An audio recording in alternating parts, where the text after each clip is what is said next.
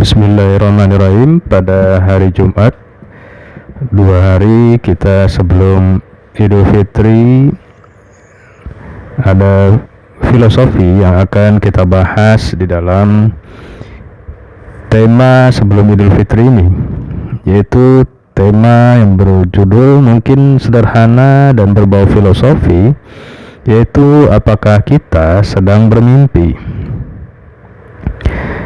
Baik, bismillah. Di dalam kehidupan, filosofinya adalah engkau adalah kupu-kupu yang terbang ke sana kemari mengejar mimpimu. Kemudian kau terbangun. Namun, bagaimana kau tahu kau tak sedang bermimpi? Jawabannya mungkin sudah jelas, namun sebenarnya sangat sulit untuk dijelaskan secara jelas. Kau tahu kau bangun. Faktanya sangat sulit. Hal itu sudah lama menjadi teka-teki bagi para filosof. Pada skenario kupu-kupu, seorang filosof Cina kuno yang bernama Zhuangzi mengungkap kemungkinan yang sangat menakjubkan. Jikalau kita bisa bermimpi menjadi makhluk yang sangat berbeda, siapa tahu sebenarnya kita adalah makhluk yang berbeda yang sedang bermimpi menjadi manusia. Ya, teka-teki di dalam kehidupan. Hal-hal aneh terjadi di dalam mimpi. Kau terbang atau menyulap makanan penutup di all you can eat dari udara, atau dikejar di lorong sekolah SD-mu yang tiba-tiba terlihat seperti Paris. Namun hal yang aneh di dalam mimpi tidak terlihat aneh pada saat itu. Jadi, bagaimana bisa tahu kau tidak sedang bermimpi yang akan terasa sangat aneh setelah kau terbangun? Sangat mungkin untuk melihat keanehan dalam mimpi saat kau bermimpi. Pemimpi lucid dream tahu mereka bermimpi. Maksudnya, jika kau mengalami lucid dream, kau akan mengetahuinya. Namun, semua bukti itu bukan tentang kau yang mengalami lucid dream. Itu tidak membuktikan bahwa kau terbangun. Harus ada suatu tes yang pasti, sesuatu yang tidak pernah atau bahkan hanya terjadi saat kau bangun.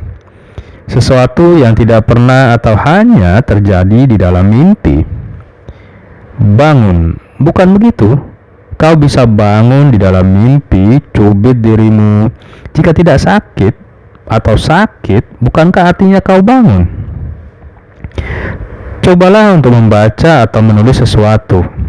Lari keliling ruangan, apakah kecepatanmu terasa normal atau anehnya terasa lambat?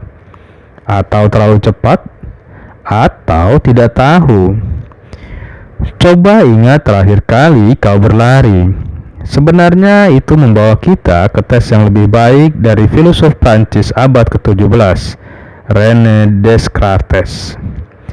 Dia menjelaskan bahwa dalam ingatan kita, mimpi itu tidak terhubung. Kejadian dalam mimpi tidak cocok dengan rantai kejadian di kehidupan nyata. Terlihat meyakinkan, bukan? Kau tidak mungkin bisa berenang dengan lumba-lumba di Laut Merah yang tidak bernama di antara tahun baru, karena kau tak meninggalkan negara manapun dan juga tidak punya bukti tiket pergi ke negara tersebut. Salah satu orang pada zaman Descartes, filosof Inggris Thomas Hobbes mengatakan, bagaimana jika Descartes melakukan tes terhadap mimpi? Bagaimana jika kita bertanya pada ahli? Seorang ahli saraf dapat mengukur aktivitas di berbagai bagian pada otak dan mengetahui apakah kau sadar atau tertidur. Namun, hal itu membawa kita ke pendapat bahwa tes yang kau pakai untuk membuktikan kau bangun bisa dilakukan dalam mimpi. Sejauh ini belum ada yang menemukan tanggapan yang meyakinkan. Secara realistis, ada lebih banyak sekali detail di kejadian nyata daripada di mimpi. Kita tidur dan bangun kembali.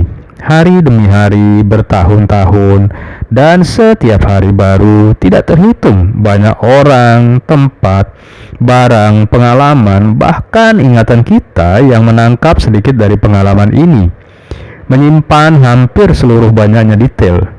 Kita dapat mengulang kalimat pada buku kesukaan berpuluh tahun kemudian, mengingat bau apek dari halaman-halamannya dan rasa dari air limun yang kita minum saat membacanya.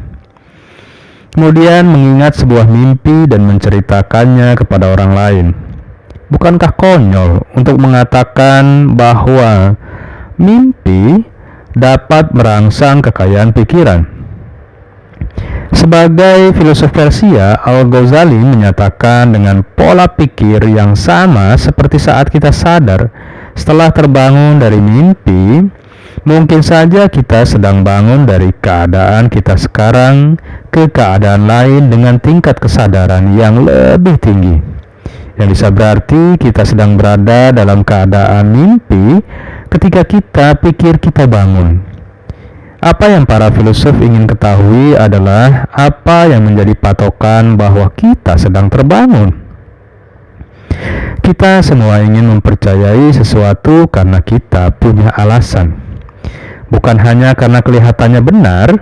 Terkadang yang sulit adalah menjelaskan alasan kita mempercayai